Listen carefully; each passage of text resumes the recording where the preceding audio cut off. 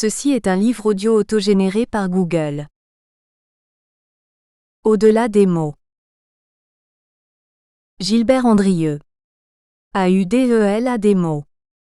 L'Harmattan. Copyright L'Harmattan 2012. 5 à 7 rue de l'École Polytechnique, 75 005 Paris. http://www.librairieharmattan.com. Diffusion.harmattan@wanadoo.fr. harmattan@wanadoo.fr. ISBN 978 2 296 58 286 8. EAN 9 782 296 582 868. Pourquoi ? Depuis longtemps, je voulais aborder les problèmes que posent les mots lorsqu'ils sont utilisés inconsidérément. 40 années d'enseignement m'ont permis d'observer diverses difficultés d'échange, qu'il s'agisse d'un vocabulaire centré sur le corps ou bien d'un vocabulaire utilisé pour débattre de problèmes théoriques. Enseignant d'éducation physique et entraîneur d'athlétisme, j'ai commencé par éprouver certaines difficultés avec des étudiants et des sportifs. Dès lors qu'il s'agissait de parler du corps en mouvement, non seulement du corps en général, mais du corps vécu, celui de chaque individu confronté à certains gestes, certaines actions, il ne pouvait exprimer clairement une sensation, un jugement, une expérience souvent complexe, à la fois motrice, psychomotrice et affective. Devenu professeur des universités, j'ai retrouvé d'autres difficultés lors de mes cours d'histoire de l'éducation physique et du sport au XIXe et au XXe siècle. J'avais déjà perçu le besoin de préciser certains apports historiques en rédigeant une thèse d'État, mais c'est essentiellement en étant confronté à des degrés différents de théorisation, pour ne pas dire des degrés différents de lecture, que j'ai découvert l'ambiguïté de certains mots, tout ce qu'un mot pouvait contenir de concret, tout ce qu'un mot ne disait pas systématiquement à tout le monde. Je me sens de moins en moins prisonnier de ce que je préfère appeler un positivisme attardé, celui de l'université pouvant l'être parfois de façon extrême et ridicule. J'ai pu observer un ostracisme, qui me semblait inacceptable de la part de certains collègues, dès lors qu'il fallait aborder le problème des religions ou de certaines pratiques comme le yoga. J'ai même connu à Bordeaux, des professeurs mis à l'écart en fonction de la nature de leurs recherches. Comment ne pas s'inquiéter lorsque l'on rencontre une telle inquisition ? Je n'ai pas eu le temps, hélas, d'en parler longuement avec Paul Chauchard, ce savant merveilleux qui a passé sa vie à comprendre le fonctionnement du cerveau et que l'on peut considérer comme un biologiste chrétien. J'étais alors subjugué par la sagesse de cet homme qui défendait les idées de Teilhard de Chardin.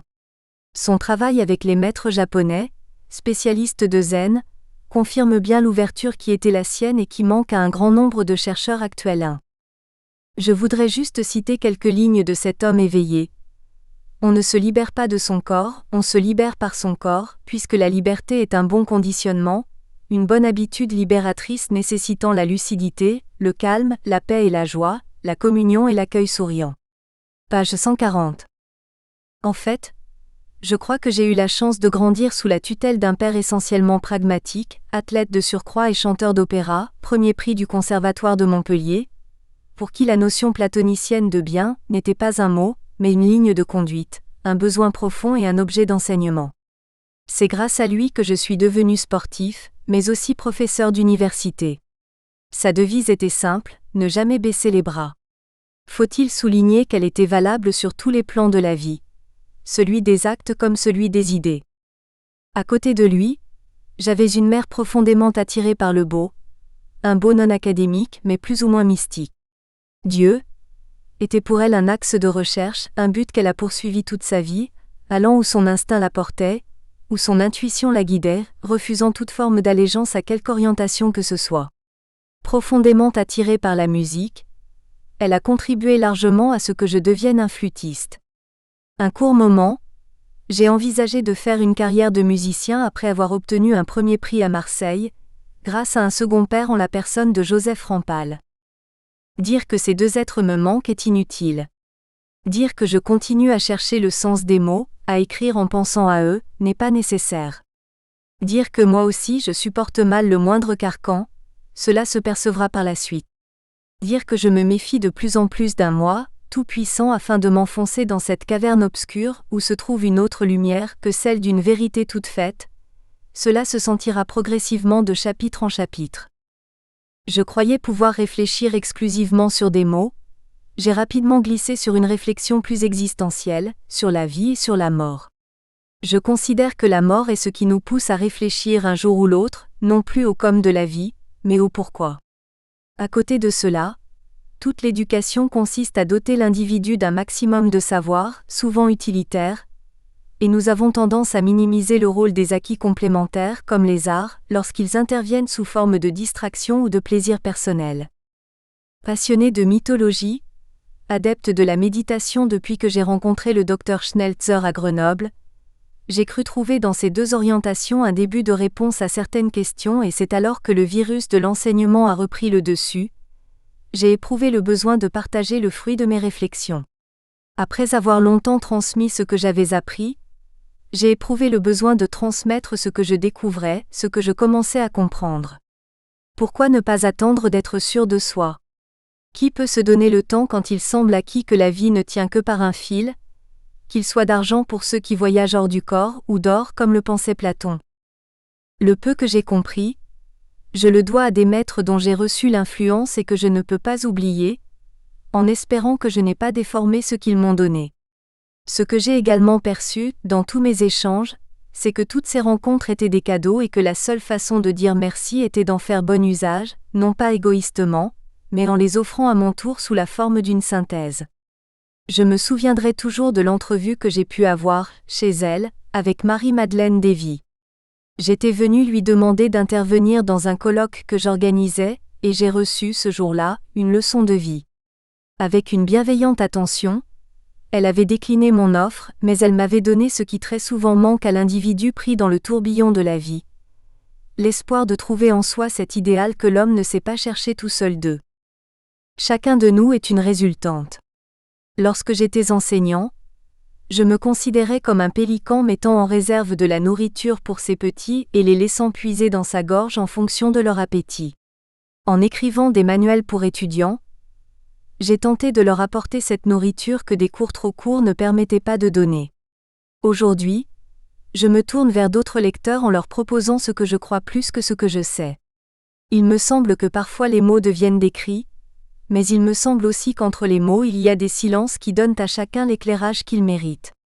Le musicien dira que sans les silences, il n'y a pas de musique 3. Écrire oblige à dépasser les jugements fragiles, oblige à prendre plus de temps pour approfondir ce qui n'était préalablement qu'une lueur de compréhension.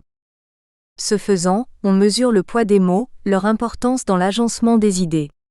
Pourtant, j'éprouve la sensation tout au long de l'écriture de vivre un enchaînement spontané. Un mot en entraîne un autre dans son sillage et la phrase se forme avec une logique qui ne dépend pas toujours du mental, de ce que l'on appelait, il y a plus d'un siècle, l'attention volontaire. Ordinairement, l'homme s'imagine qu'il contrôle tout. C'est loin d'être vrai.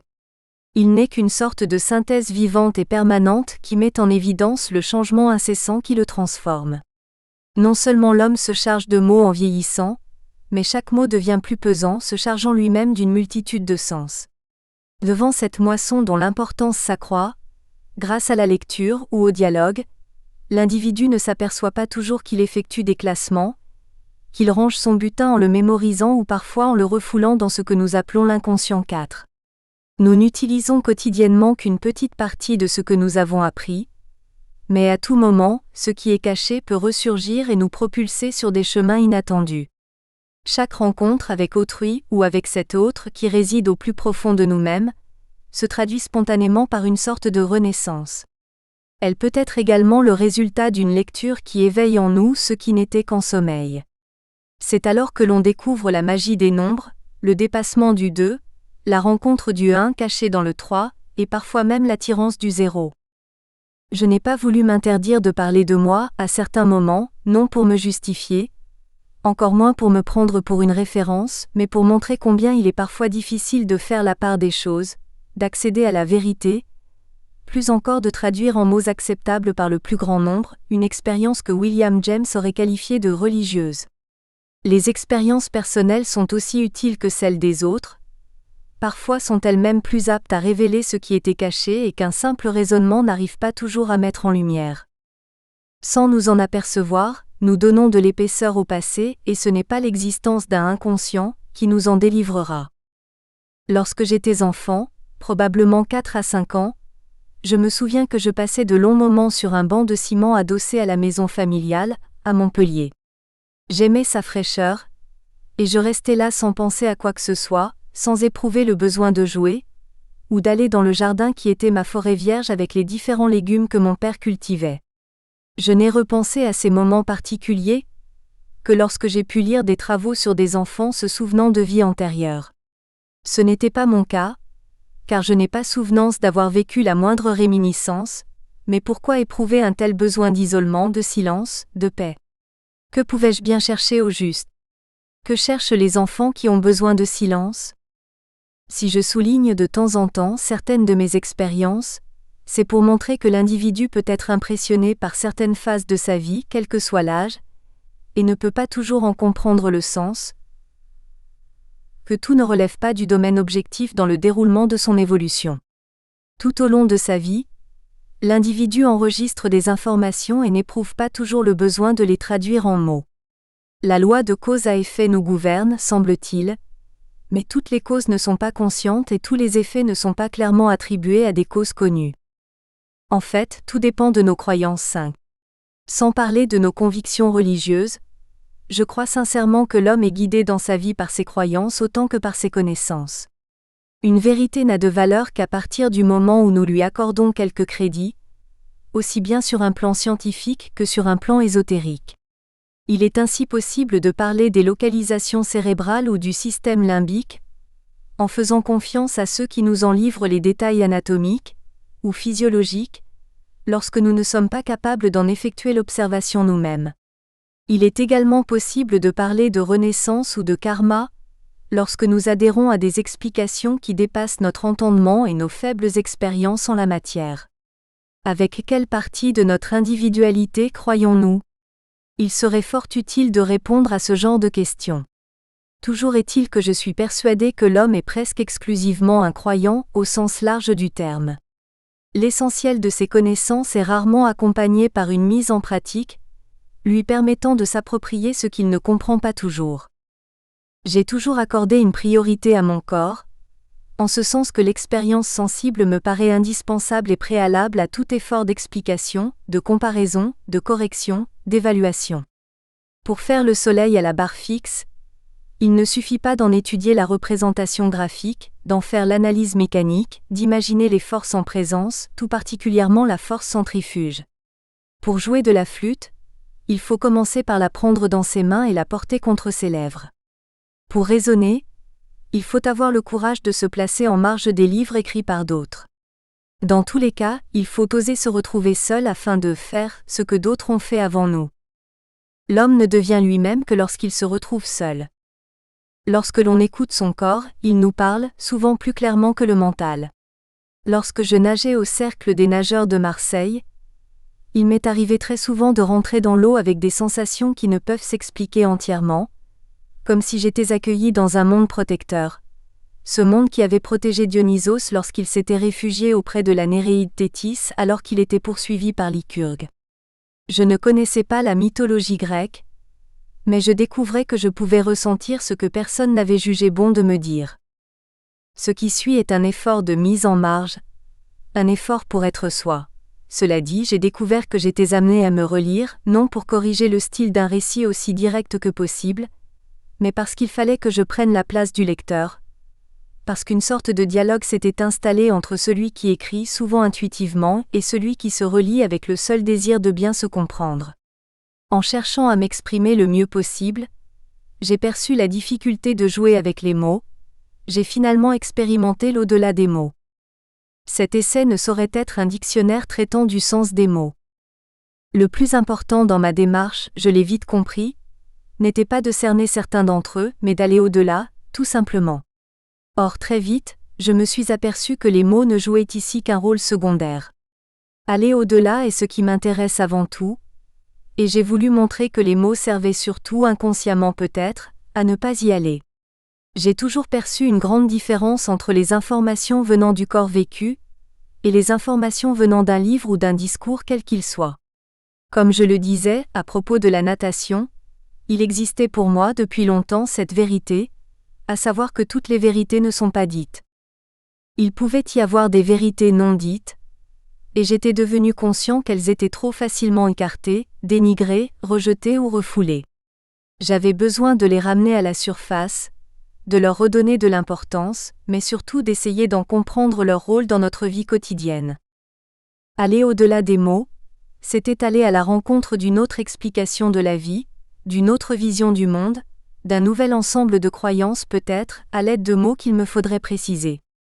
Toutefois, en considérant que mes expériences personnelles ne pouvaient qu'être indépendantes des idées des autres, sauf probablement dans un effort de présentation, d'explication, d'analyse théorique, j'ai privilégié autant que faire se peut ce qu'il y avait de personnel dans le besoin de dire, de transmettre, de donner. J'aurais pu conclure sur la valeur du silence à partir des multiples écrits que j'ai pu parcourir. J'ai préféré l'aborder à partir de ce que j'ai vécu personnellement pour échapper, au moins partiellement, aux mots des autres que je suis bien obligé d'utiliser. Je n'ai pas la prétention de donner ici une nouvelle version de la vérité.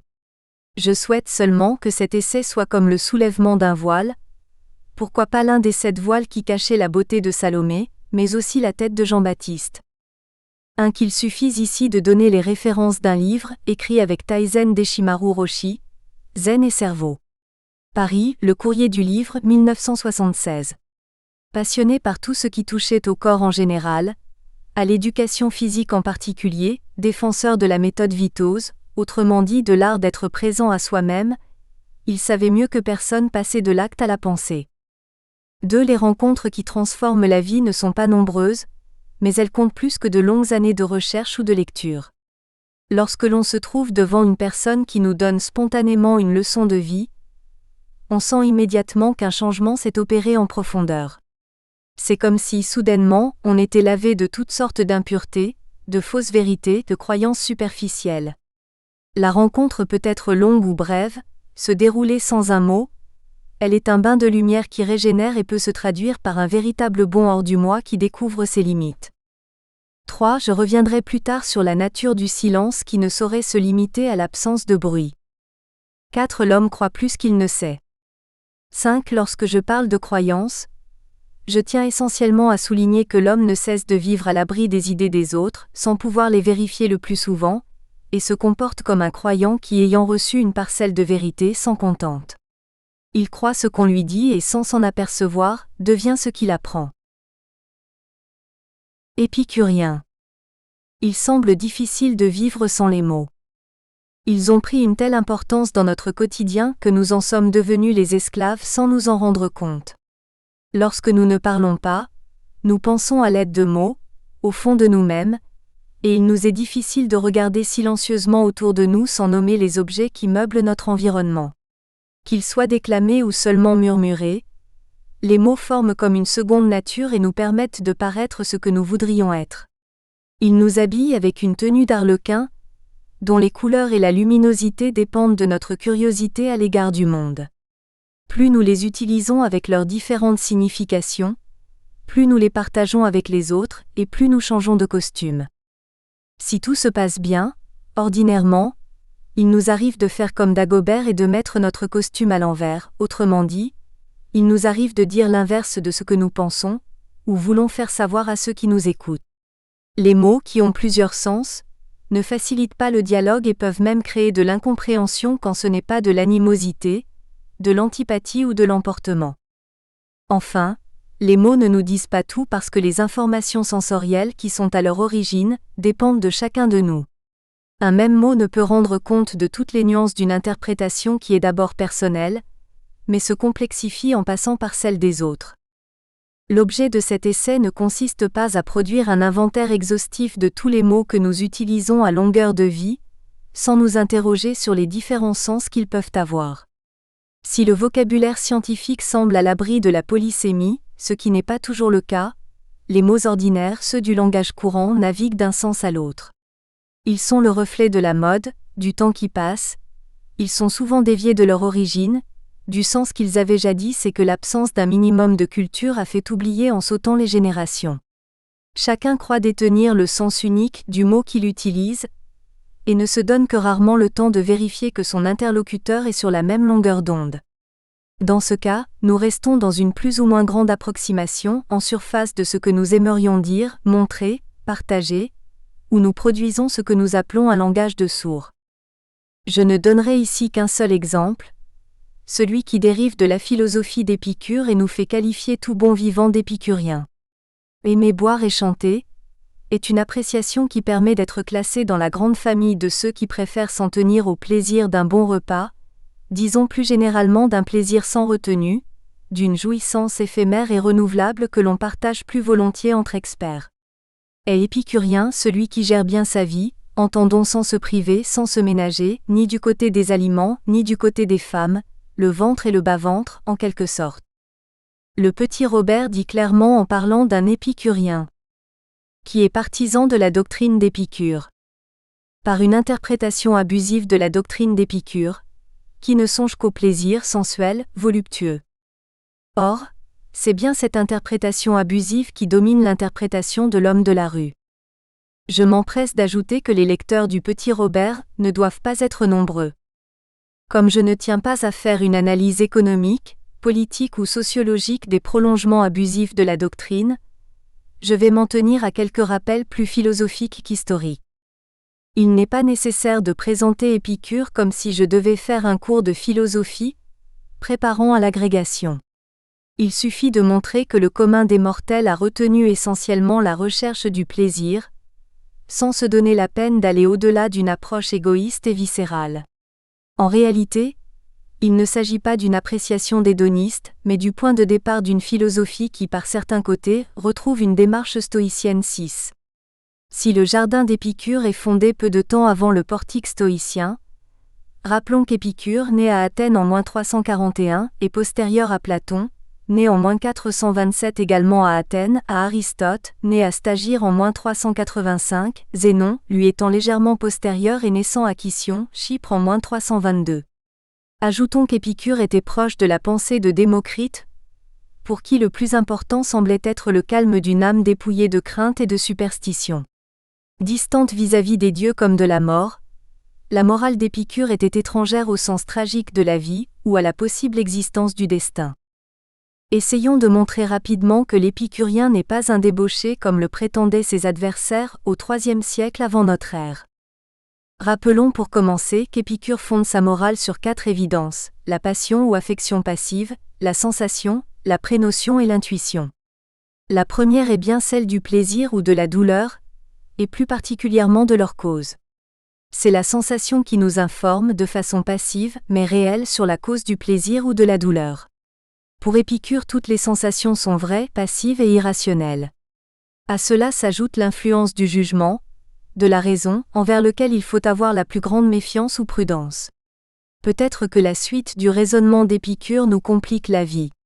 En effet, à côté de la passion et de la sensation, Épicure donne d'autres évidences plus difficiles à comprendre.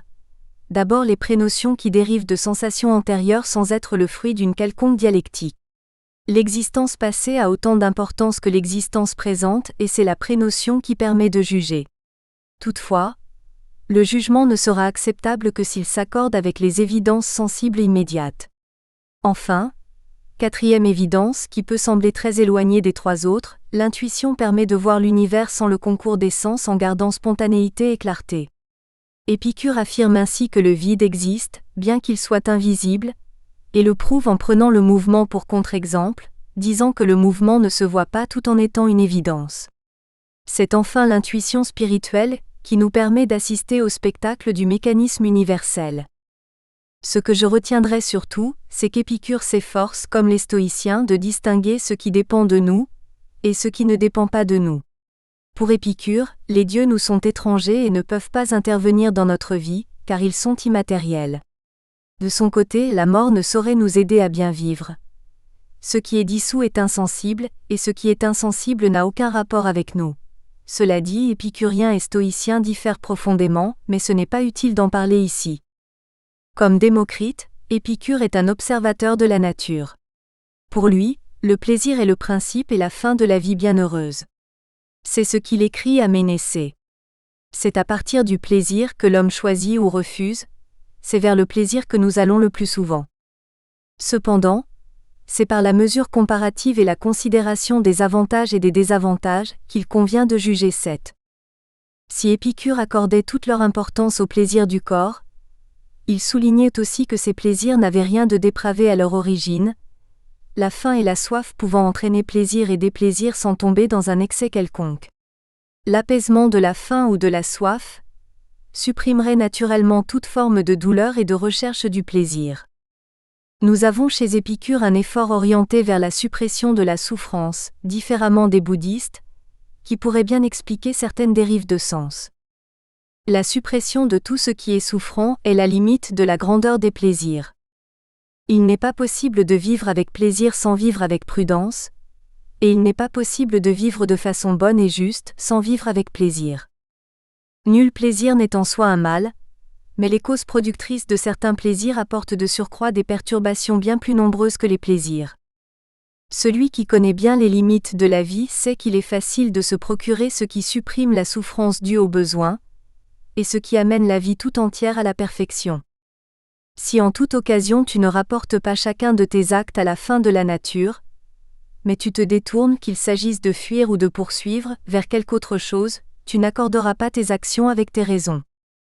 Parmi les désirs naturels qui ne conduisent pas à la souffrance s'ils ne sont pas réalisés, ceux où l'ardeur est intense sont les désirs qui naissent d'une opinion vide, et ils ne se distinguent pas, non pas en raison de leur propre nature, mais en raison de la vide opinion de l'homme huit.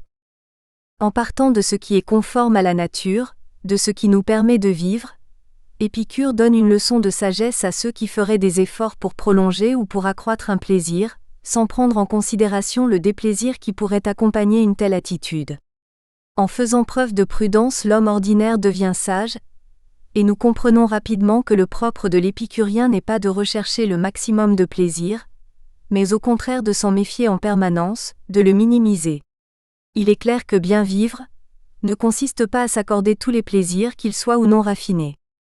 Retenons donc que ce n'est ni le vin, ni les femmes, ni les banquets qui font la vie agréable, mais une pensée sereine qui perçoit les causes de tous les désirs ou de toutes les craintes et qui chasse les troubles de l'âme. Poursuivons cette analyse par celle du désir. Pour rester avec Épicure, disons que les désirs sont de plusieurs sortes, ceux qui sont vains et ceux qui sont naturels. Ces derniers regroupent les désirs nécessaires et ceux qui sont seulement naturels. Les nécessaires le sont vis-à-vis du bonheur, ou bien vis-à-vis de la tranquillité du corps, quand ils ne le sont pas vis-à-vis de la vie elle-même.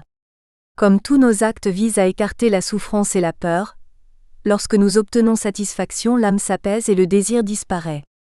Retenons bien que c'est la douleur, que nous ressentons lorsque le plaisir est absent, qui nous pousse à rechercher le plaisir, et qu'en l'absence de douleur, toute recherche du plaisir n'a plus lieu d'être. Épicure dit alors à Ménécée: tout plaisir est ainsi de par sa nature propre un bien, mais tout plaisir ne doit pas être recherché. Pareillement, toute douleur est un mal, mais toute douleur ne doit pas être évitée à tout prix. Tout ce qui est naturel est aisé à se procurer, mais tout ce qui est vain est difficile à avoir neuf. Autant se contenter de peu et se suffire à soi-même. La première nuance à prendre en considération est la prise de conscience d'une force qui nous pousse vers un objet connu, ou simplement imaginé. Le petit Robert égrène les synonymes: appétence, aspiration, attirance, besoin, convoitise, envie, inclination, intention, passion, penchant, tentation, mais le plus important reste l'intervention de la volonté. Dans ce cas, la conscience ne sert plus seulement à classer, cataloguer, elle pousse à l'action. Dans le désir, on retrouve alors la volonté d'être, de devenir ou de s'approprier un objet convoité qui peut être le représentant de l'autre sexe. Sans tomber dans la trivialité du monde actuel, nous pouvons retrouver un tel désir dans le mythe d'Épiméthée séduit par Pandore, conformément à la décision de Zeus. Il est clair que le désir ne permet pas de se dire émule d'Épicure. Mais la notion de désir, mieux comprise en général, peut nous aider à percevoir la dérive du sens attribué aux épicuriens ordinaires qui sont très éloignés du philosophe et surtout de sa prudence. Plus que la recherche du plaisir, sa maîtrise progressive ou sa limitation à sa dimension naturelle, est nécessaire pour se retrouver parmi les disciples d'Épicure. Ne pas rechercher un plaisir qui serait suivi d'un déplaisir, ne pas rechercher un plaisir qui pourrait cacher un plaisir plus grand et futur. Il est facile d'imaginer toutes les situations dans lesquelles la prudence joue le premier rôle, et dans lesquelles le désir doit être soigneusement ramené à ce qu'il est. Un jugement imprudent conduit par une raison qui refuse de voir les causes réelles du plaisir. À l'extrémité de cet effort, défini par le sage, nous trouvons l'équivalent d'un refus de tout plaisir inutile, une prudence de plus en plus grande à son égard. Nous sommes donc très loin du jouisseur, que l'image populaire ne cesse de propager. Comment ne pas prolonger cette observation en parlant d'une dérivation essentiellement tournée vers les plaisirs charnels, dérivation qui a conduit à la naissance de la libido, notion créée vers 1920 par Freud. Pour les psychanalystes, il s'agirait d'une énergie psychique sous-tendant des pulsions de vie et des pulsions sexuelles. Plus largement, il s'agirait d'une recherche instinctive du plaisir sexuel. Nous n'entrerons pas dans les détails de la psychanalyse, et nous nous contenterons de souligner qu'il existe assez d'individus libidineux autour de nous pour mesurer combien le vice n'a rien perdu de sa force et reste même profondément influencé par le marquis de Sade. Sans aller jusqu'à l'extrême perversion, disons que cet attrait de la femme que les mythes et les religions placent en amont de notre histoire, semble être l'origine de tous les maux de la terre et que l'homme, depuis qu'un effort d'éducation existe, est conduit à s'en méfier. Épicure n'est pas seul à prendre ses distances vis-à-vis du plaisir. Il faudrait aussi voir comment Philostrate gourmande les éphèbes venus s'entraîner à la lutte ou au pancrace, lorsqu'ils ont sacrifié au plaisir d'Aphrodite, plus souvent connu sous le titre des plaisirs de Vénus, avant de venir s'entraîner. Le sport moderne a retrouvé cette prudence vis-à-vis de l'acte charnel, et nous pouvons souligner le rapprochement entre le sport et la guerre en reprenant la formule « Faites l'amour, ne faites pas la guerre ». Si le sport ressemble à la guerre, il vaudrait mieux pour se préparer à combattre sur le stade, dans un dojo, sur un ring, dans une piscine, éviter de faire l'amour 10. Ces quelques éléments, qui n'ont pas d'âge, montrent bien que les mots perdent leur sens en s'adaptant aussi bien au temps qu'à l'espace. Rares sont les humains qui sont conscients des multiples sens d'un mot et font effort de précision en changeant de lieu, d'objet, de sujet. J'en suis arrivé à me demander s'il ne faudrait pas systématiquement présenter l'histoire d'un mot avant de l'utiliser dans un discours, afin que ceux qui l'entendent ne puissent pas se tromper ou être trompés. J'ai souvent fait l'effort de préciser le sens des mots en m'adressant à mes étudiants, et je voudrais donner ici un seul exemple. En abordant l'histoire de leur future profession, j'ai toujours attiré leur attention sur la différence que je faisais entre l'histoire et la mémoire.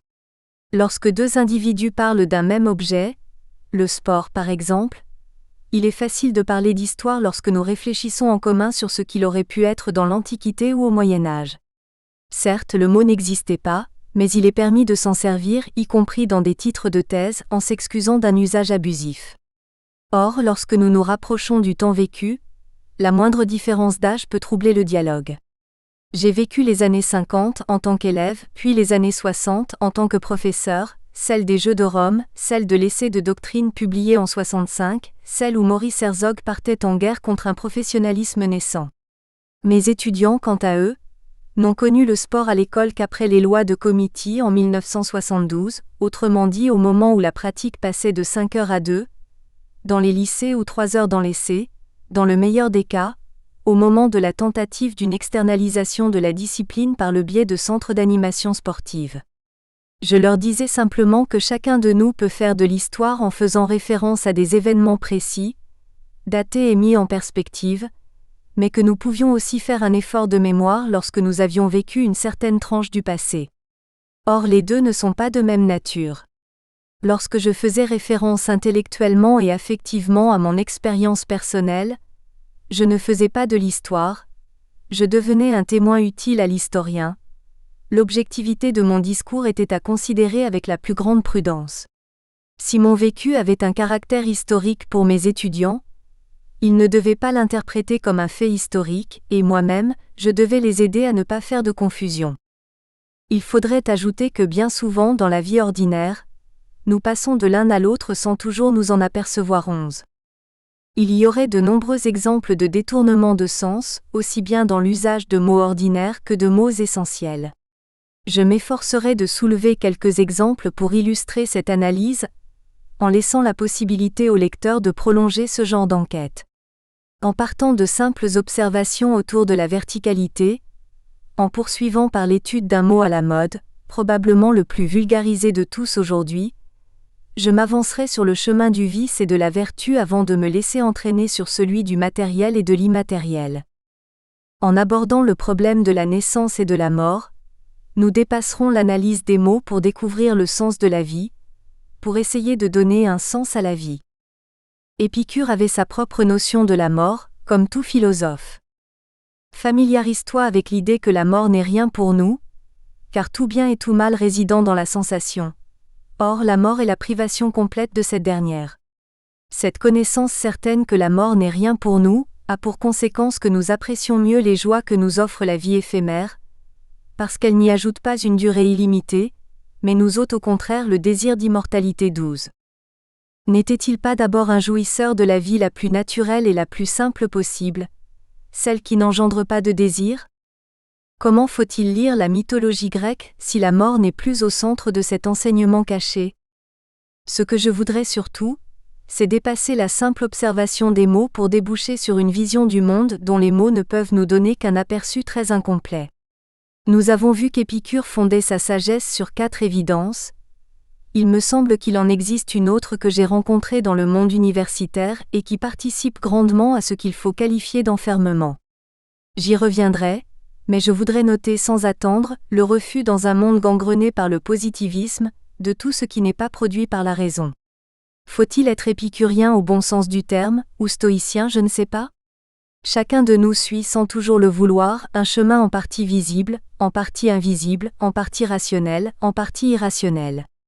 L'arrogance de certains petits chercheurs, ceux qui n'ont de savants que le nom qu'ils se donnent, est irrecevable dès lors que l'on se sent aspiré par une autre forme d'amour que celle qui s'accompagne d'une soif de pouvoir sur des cerveaux affaiblis par une culture de dernière zone, ou par des vérités destinées à détourner l'attention. Ce qui me dérange le plus aujourd'hui, c'est l'obligation apparente ou insidieuse qui fait de l'homme un mouton de panurge, qu'il s'agisse de se comporter comme un adepte de la raison ou comme un croyant. Tout individu isolé devient suspect et mérite de disparaître, d'être étouffé ou rendu muet, en se faisant traiter de déprimé, d'ignorant, d'introverti, de psychorigide, quand ce n'est pas de fou. Comment ne pas être inquiet lorsque des mots innocents sont pris en otage pour défendre une quelconque discrimination ? Le mot n'est-il pas le premier à subir une incarcération, dans le politiquement correct du mental ou d'une classe sociale qui se trouve au pouvoir ? Les sensations d'Épicure sont loin de nous conduire à la sagesse aujourd'hui. Nous sommes plus souvent gonflés de faux savoirs, de vérités fluctuantes ou éphémères, et rares sont les informations qui nous permettent d'être un peu nous-mêmes. Ne faut-il pas dénoncer cet usage malsain et démagogique, des mots qui ne cessent de se développer depuis l'Antiquité, depuis qu'ils s'entrechoquent directement et non par images interposées, comme dans le langage symbolique 13 ? Il est facile de comprendre que l'objet d'un tel essai dépasse la simple étude des mots. Encore un détail. Le mot est un objet qui se substitue à un autre objet, et cette substitution est bien souvent cause d'erreur. La matière, sur laquelle porte notre regard, ou plus exactement l'ensemble de nos sens, représente l'objet par excellence à partir duquel nous construisons notre vie, autrement dit nos actes des plus ordinaires aux plus complexes. Avant de communiquer avec ses semblables, l'homme est un être particulier qui cherche à s'adapter à son environnement et qui le fait à l'aide de ses sensations secondées par sa mémoire. Parce qu'il est capable de se souvenir, l'homme peut évoluer, corriger ses erreurs d'appréciation et de comportement. C'est cette correction qui le façonne peu à peu, l'éduque en quelque sorte, et l'éducation dont nous parlons aujourd'hui n'est que le fruit de cet effort nécessaire et souvent insuffisant pour survivre ou dominer les obstacles qu'il rencontre. Un effort de plus en plus organisé politiquement. En se figeant sous la forme d'un dessin, d'une peinture, d'une gravure, d'une lettre, d'un mot, la sensation devenue élément de connaissance laisse une trace et permet de construire le futur. Elle place l'homme sur l'échelle du temps, entre le passé et l'avenir. Chaque trace qui reste en rapport avec les sens nous place sur un continuum et nous fait vivre sur 2 plans, celui de l'information et celui de l'échange. Parce que l'homme analyse sa vie, au fur et à mesure de son déroulement, Il mémorise ce qui lui est utile et ce qui lui est nuisible, et il se situe entre deux extrêmes dont l'effet consiste à accentuer la survie ou la mort. C'est parce que l'homme est mortel, et cherche à échapper à cette réalité incontournable qu'il s'efforce de mémoriser tout ce qui l'en écarte. Il devient alors possible de comprendre l'invention des mythes ou des religions, à partir de ce refus de la mort. Le mot, qui n'est que l'image de ce processus évolutif, est en quelque sorte l'élément de base d'une banque de données dont l'utilité est de permettre une meilleure adaptation de l'homme à son milieu qui, bien entendu, comprend ses semblables. Les mots sont un peu comme un jeu de piste. Ils permettent de se diriger vite et bien au milieu des obstacles ordinaires, tout en facilitant l'approche d'obstacles plus délicats. Dans cet esprit, les sciences ne sont que des ensembles de mots ouvrant sur des découvertes qui se solderont par de nouveaux mots. Faut-il ajouter qu'elles ne sauraient donner naissance à la totalité des mots que l'homme peut utiliser ? Ce qui fait la force du mot, c'est son partage par un ensemble d'êtres qui mettent en commun leurs sensations, leurs jugements, leur mémoire, leur sens du progrès. Le mot s'exporte d'un individu vers d'autres individus, il rassemble ceux qui s'en servent, ou les oppose et devient l'élément fondamental de la vie en collectivité. C'est à ce moment qu'il subit toutes les distorsions possibles ou toutes les déformations dues à l'impossibilité de conserver, en permanence, un sens identique dès lors qu'il est utilisé par des personnes dont les caractéristiques ne sont jamais les mêmes. Lorsque nous disons que l'eau est froide ou chaude, le seul élément commun est l'eau alors que sa température est sujette à de multiples interprétations. En dehors du thermomètre, c'est-à-dire d'un instrument destiné à unifier ces interprétations, il est impossible à l'homme de se comporter avec la précision d'un appareil de mesure. Les mots, froid ou chaud, n'ont donc de valeur sûre qu'à partir du moment où on leur enlève toutes sortes de nuances individuelles, toute forme d'interprétation, de jugement personnel. On peut aller plus loin en disant par exemple, que le sport est par excellence, l'activité humaine qui permet sous forme de jeu, de donner de la réalité une image identique pour tous. L'homme le plus rapide du monde à un moment donné est celui qui court le plus vite sur une distance précise et dans un contexte également précis. Nature du sol, force du vent, précision des chronomètres, étalonnement de la piste. Il est rare que l'on obtienne pour chaque activité humaine représentée par un mot la même force de précision. Mais n'est-ce pas ce qui fait à la fois le charme d'un dialogue comme celui de la recherche d'un absolu ? Avant d'aller plus loin, je ne voudrais pas donner l'impression d'opposer tout ce qui peut servir à revendiquer une meilleure acceptation de l'individu, ou regretter son abdication devant le tout social d'une part, tout ce qui peut valoriser l'influence des autres dans la construction de l'homme citoyen, dans sa survie, dans son adaptation à un milieu qui reste grandement indépendant de sa volonté d'autre part. Les mots sont une œuvre collective autant qu'individuelle. Toute invention émane d'un individu, mais il est difficile d'imaginer cet individu absolument seul, sans relation avec ses semblables. Le mot est d'abord un outil, un moyen d'échange, de communication, un intermédiaire entre deux individus ou deux groupes d'individus. Il est clair que le mot « démocratie » n'aurait aucune valeur sans les hommes qui lui ont donné naissance dans les faits.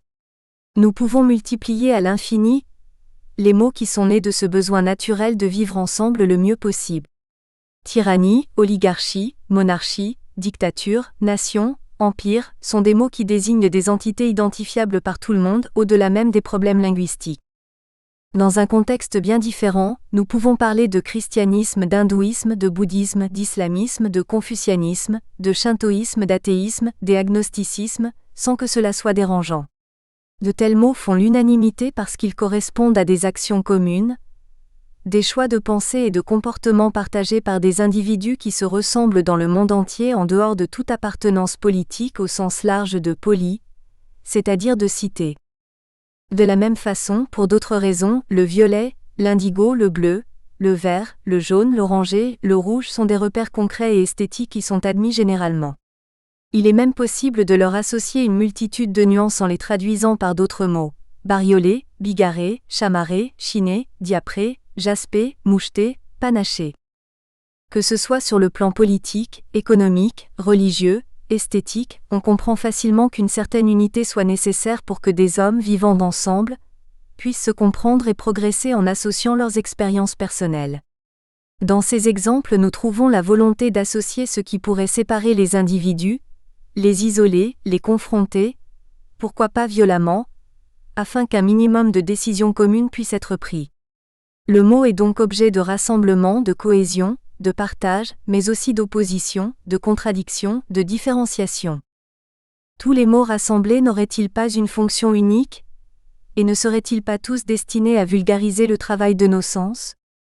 En laissant de côté des oppositions qui seraient des oppositions politiques, économiques, religieuses, est-il possible de trouver des mots qui divisent les hommes ou qui n'ont plus cette faculté d'agglomérer, d'assembler, d'agréger, d'unir ? Est-il possible de trouver un mot qui appartiendrait en propre à un seul individu ? Je crois qu'il est possible de répondre non, à moins de prendre en compte des cris, des onomatopées, des imitations phonétiques d'objets ou de situations isolées. À partir du moment où un individu cherche à exprimer un sentiment, un jugement, une impression en vue de l'échanger avec un autre individu, le mot n'en reste pas moins relié au sentiment des autres. Le mot n'est pas qu'une forme vide. Il contient tout ce qu'il remplace et c'est ce qui fait sa force. Bien entendu, plus il contient d'éléments, plus il peut subir des interprétations multiples et divisées au lieu d'unir ceux qui s'en servent. Il nous contient également. Si différence il y a, si les individus veulent exprimer leur identité dans un domaine quelconque, si l'échange conduit au refus de partage, ce n'est plus le mot qui est mis en cause, mais les multiples sens qu'il peut englober. Dans ce cas, c'est en lui associant d'autres mots que la différence ou l'opposition peut apparaître. Il serait possible de nous situer dans le monde de l'intelligible, comme l'aurait dit Platon, ou de la raison, comme l'aurait précisé Descartes, dans le monde de la pensée tout simplement pour observer toutes les nuances que peuvent subir certains mots. Je n'irai pas plus loin dans cette observation qui ne remet pas en question la nature d'un mot, mais son usage par différents individus. Il est aisé de comprendre qu'un mot subit des différences quantitatives, bien avant de subir des différences qualitatives. Le seul fait d'avoir faim dépend de tant de paramètres que nous en admettons immédiatement la relativité. Disons que tous les besoins naturels de l'homme sont prisonniers de ces nuances, le quantitatif pouvant être associé au culturel. Les nuances qualitatives sont probablement plus nombreuses pour un même mot et pourraient à la limite être aussi nombreuses que les individus mis en présence. La difficulté réside dans le fait que chacun de nous possède, à côté de son héritage génétique, des caractères propres qui font de lui un individu différent des autres. Il est dit qu'en dehors des jumeaux homozygotes, tous les individus sont différents. Je crois que si nous restons sur le plan scientifique, biologique ou psychologique, nous ne prenons en considération qu'une partie de la réalité, celle qui peut être étudiée, analysée, reproduite en mots guidés par la nécessité du partage. Je reviens souvent sur cette conception de l'extase par Marcel Mauss. Vu de l'extérieur, c'est un état cataleptique. Mais peut-on dire de l'intérieur que c'est cela ? Peut-on se limiter à une telle traduction ? Non. Dans ce cas, le mot nous trompe. S'il est utilisé par une sommité, il s'impose à nous, mais lorsque Mauss définit objectivement l'extase, nous le croyons sans partager son savoir. L'extase devient une maladie et perd son caractère ésotérique qui ne peut être nié. Comme on le dit encore parfois, le cœur a ses raisons que la raison ne connaît pas. À tout moment, l'individu peut utiliser un mot en lui donnant un sens particulier, le sien, il peut chercher à l'échanger, à l'imposer. Après l'avoir fait naître, il lui donne des forces en le remplissant de tout ce qu'il doit contenir pour grandir, devenir adulte et résister aux multiples refus qu'il risque de rencontrer. C'est le cas de tous les néologismes. Si le mot sport ne surprend plus, il fut dominé longtemps par une bataille sémantique. Ou bien il dérivait du vieux français, des ports, ou bien il n'avait fait que traverser la Manche et n'était qu'un anglicisme. C'est un peu différent avec le mot olympisme, qui de l'aveu même de son créateur, Pierre de Coubertin, n'était qu'un néologisme. Toute sa vie, Coubertin n'a cessé de lui donner un contenu précis, une forme, mais plus encore une nature inattaquable. L'histoire montre qu'il n'a pas résisté aux agressions multiples d'un siècle en constante évolution vis-à-vis de l'argent. L'olympisme d'hier n'est plus l'olympisme d'aujourd'hui, et si le mot est resté le même, il ne respire plus l'esprit quasi mystique de son créateur. En faisant l'histoire de l'olympisme, il serait possible de faire celle du mot et nous pourrions objectivement montrer que ce dernier est soumis au temps et à l'espace en même temps que ceux qui l'utilisent. Il serait possible de conclure en disant que le mot est vivant. Toutefois, il ne saurait vivre par lui-même. Ce sont les hommes dans leur ensemble qui le font naître, vivre et mourir. Les mots dominent les hommes, à moins que les hommes ne soient dominés par leur volonté de survivre. Le mot est comme une prolongation de la vie, une sorte de dépassement du temps. Or, l'homme est prisonnier du temps à moins qu'il ne l'ait lui-même inventé pour mieux se regarder vivre. Nous en reparlerons en étudiant la mythologie et en opposant deux moments particuliers, avant et après la castration d'Ouranos. C'est à partir d'expériences personnelles que j'observerai le temps, mais aussi le matériel et l'immatériel. Il peut paraître surprenant d'associer une réflexion aussi rationnelle que possible, et une approche qui semble nier cette rationalité. En fait, la vie n'est-elle pas le fruit d'un tel ensemble ? L'homme n'aurait-il pas le droit de s'interroger autrement sur certaines parties de son existence ? Qui ne s'est pas surpris à manquer de mots pour décrire ce qu'il venait de vivre ? Faut-il tout expliquer ? En fait, j'en arrive à me demander si les mots sont faits pour cela, s'ils ont réellement la faculté de tout remplacer. Ou bien les mots disent tout, ou bien ils nous cachent l'essentiel, c'est-à-dire nos limites à tout traduire en mots. En étudiant le langage symbolique, il est possible d'entrevoir des pans entiers de la vie que les mots, dans leur réduction positive, ne nous montrent pas, car ne l'oublions pas, l'homme comprend la vie à partir des mots bien plus qu'à partir d'expériences. La vie dépend-elle des mots ou bien est-elle totalement indépendante de cette création, qui donne à notre mental une sorte de priorité, nous situe vis-à-vis d'elle en tant que vassal ? Les mots seraient-ils une armure dans laquelle nous disparaissons pour mieux nous protéger ? Les mots seraient-ils un bouclier nous garantissant des coups de la mort ? Comment écrire cet essai sans eux ? Ne sont-ils pas prioritairement le reflet de nos angoisses existentielles, des armes que nous brandissons en permanence pour fixer devant nos yeux ce qui ne cesse de changer ? L'impermanence de la vie, c'est-à-dire de nous-mêmes ? S'il existe une assez grande différence entre les deux mots, épicurien et hédoniste, et si le plaisir est le plus petit dénominateur commun entre eux, les philosophies qui en découlent ne se ressemblent pas. Est hédoniste celui qui prend pour principe de la morale la recherche du plaisir?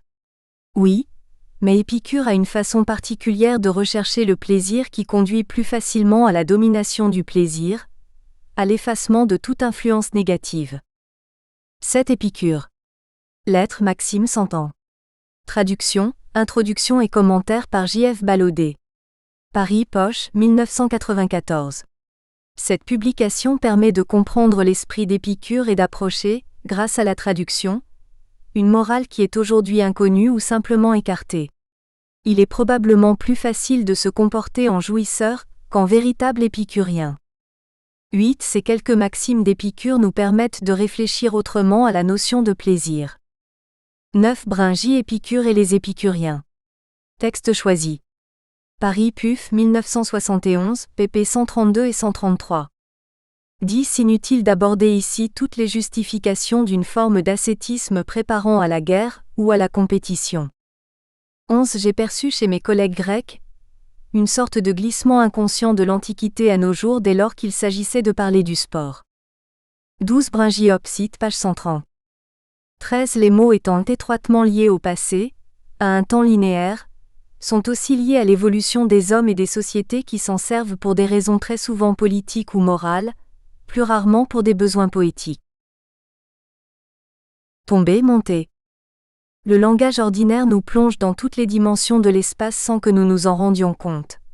De la droite à la gauche, de haut en bas, d'est en ouest, du nord au sud, du dehors au dedans et dans le sens contraire, bien entendu, ce qui ne nous surprend jamais étant donné que nous utilisons ces repères spontanément pour nous faire comprendre.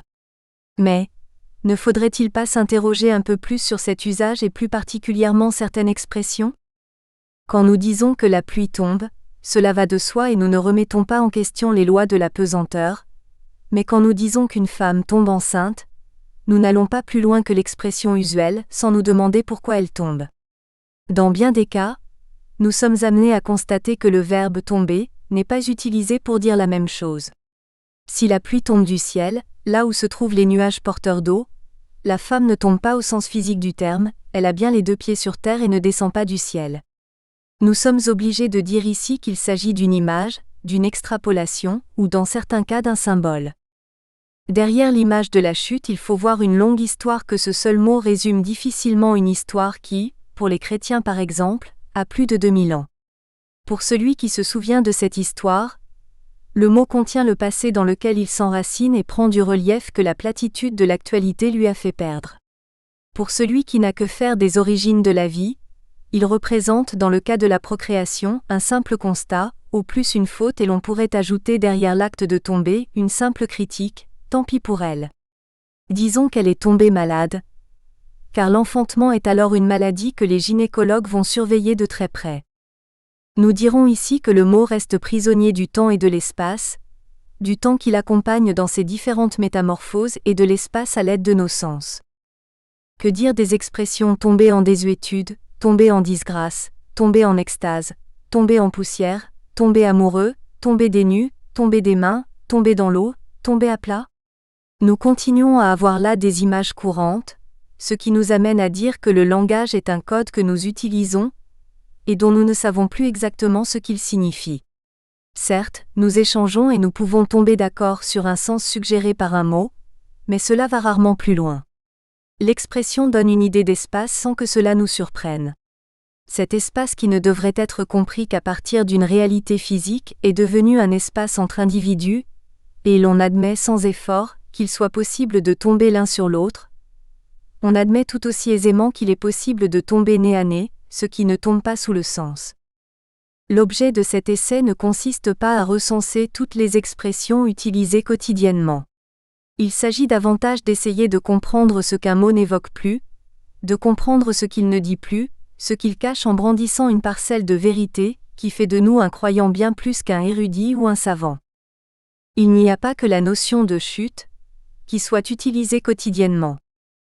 Si l'expression « monter à l'assaut de fortifications » peut s'admettre facilement, même si nos soldats ne font plus la guerre comme il y a un siècle ou deux, si les expressions « monter à cheval » de même que faire monter la pression, monter à la tête se comprennent aisément, que dire des expressions « monter sur ses grands chevaux », monter en grade, monter des gammes, monter un spectacle, monter une embuscade, se monter le coup? Si la verticalité est visible dans bien des cas, elle ne l'est pas toujours, et le mot peut signifier aussi bien une intensité, une progression, une hiérarchie, un affrontement. Une fois encore, les images sont devenues tellement populaires qu'elles ne dérangent personne et permettent l'économie de ce qui devrait se dire autrement si elles n'existaient pas. Le mot contient tellement d'épaisseur, de surface, de profondeur, de force, de sens, qu'il peut nous faire vivre virtuellement, c'est-à-dire qu'il nous fait vivre sur deux plans de conscience. À la fois, celui de l'objectivité la plus ordinaire, une objectivité dominée par le fait de regarder ou de toucher, de sentir avec nos organes des sens, et celui d'une subjectivité plus ou moins riche, essentiellement due à notre passé stocké dans la mémoire. Le mot vient frapper notre mémoire et nous permet d'imaginer la sensation que nous aurions pu avoir. Il va de soi que n'ayant jamais vécu toutes les informations sensibles que remplacent les mots, il nous arrive de ne pas pouvoir effectuer ce retour sur soi indispensable pour être au cœur de l'échange. De plus, nous avançons dans la vie en raisonnant, en nous laissant porter par ce second nous-mêmes totalement indépendant de notre volonté, cette seconde peau, ce produit de l'éducation. Nous ne dirons jamais assez que le mot est le résultat d'un enchaînement, d'une soumission de l'individu à la synthèse des sensations de nos ancêtres, à la synthèse d'une culture, indispensable au sein de la collectivité. Le mot est un vecteur fondamental de communication, ce qui le rend vulnérable à toutes les maladies de sens qu'il peut rencontrer. Si la verticale joue un rôle important dans notre vie, ce que nous comprenons bien ou que nous admettons puisqu'elle s'impose à nous, l'horizontale appartient aussi à nos repères quotidiens. Les expressions, traverser la rue, étaler la confiture, s'allonger sur un lit, traîner les pieds, glisser à la surface de l'eau, nous permettent de voir sans faire, de comprendre sans expérimenter, de vivre ce que l'autre nous dit. Marcher sur les eaux est une image qui demande plus d'efforts pour être comprise et pour être traduite en actes. Elle heurte l'idée ordinaire, l'idée objective ou scientifique qui veut que tout individu placé à la surface de l'eau s'y enfonce, et cela d'autant plus qu'il est soumis à la pesanteur. Nous y reviendrons plus tard. Que dire de sombrer dans le néant, sombrer dans le sommeil, sombrer dans la boisson. Combien de fois utilisons-nous ces expressions sans tenir compte de leur totale dimension? Nous pourrions ajouter se noyer dans le chagrin, s'enfoncer dans l'inconnu. Il serait possible de multiplier de telles images, plus ou moins quotidiennes, plus ou moins ésotériques, mais ce qui nous intéresse ici c'est de voir comment l'homme ordinaire se comporte sans se douter que chacune d'elles lui rappelle qu'il n'est pas que matière. Certes, nombre d'images sont en relation avec cette matière, dont nous sommes formés, et nous montrent que certaines lois sont incontournables, ce que d'ailleurs nous ne voulons pas nier. Mais il arrive parfois que l'image nous invite à aller plus loin, que ce soit en surface ou en profondeur. On peut alors descendre en enfer, ou monter au ciel, sans qu'il soit nécessaire d'agir conformément à l'attraction terrestre. Nous vivons avec des mots plus souvent qu'avec des sensations, et nos souvenirs ne permettent pas toujours d'éclairer ce que le bain culturel, dans lequel nous avons été plongés depuis la naissance, a pu colorer dans notre inconscient. Lorsque Socrate parlait de réminiscence, il faisait référence à tout ce que l'homme savait, sans savoir qu'il savait. Tout l'art de l'enseignant devrait être celui de faire revenir à la surface ce qui est en nous ou plus exactement ce qui était en nous avant de naître. Si nous acceptons qu'il soit possible de vivre plusieurs vies, séparées par le silence de la mort, et l'oubli d'un autre monde dans lequel nous évoluons avant de réintégrer une forme nouvelle. Le mythe du soldat décrit par Platon nous invite à l'accepter. Dans cette expression, la surface est d'abord une image et il ne s'agit pas de la peau qui nous isole plus ou moins du monde extérieur. Peut-on dire que la surface représente la conscience 14 ? En partie, mais pas seulement. Faire remonter à la surface est une extrapolation qui nous fait gagner du temps. C'est une image qui demande une expérience préalable, celle d'un objet plongé dans l'eau qui, sous l'effet de la poussée d'Archimède, revient à la surface naturellement. Simple constat pour elle l'homme de la rue, fruit de l'observation pour l'homme de science et cependant cela n'a pas toujours été aussi évident. Dans l'encyclopédie de Diderot et d'Alembert, l'homme, à la différence du chien, se noie et ce qui est connu pour les bateaux est alors ignoré pour l'homme. Il serait possible d'étudier un grand nombre de notions scientifiques et de voir à quel moment elles passent dans le langage courant, sans être comprises le plus souvent, mais sans être trahies également ou tout au moins déformées. Nous sommes alors confrontés à la difficulté d'aller voir ce qui se passe dans un monde inconnu de la raison, à l'impossibilité de remonter le temps, pour observer de multiples distorsions parfois volontaires et conscientes. L'homme du XXIe siècle n'a pas changé au point de se penser différent de ses ancêtres. Si sa forme a évolué, au sens que nous donnons ordinairement à ce mot, il n'a pas changé de nature et ne saurait être comparé à un astéroïde, à l'océan, à un volcan.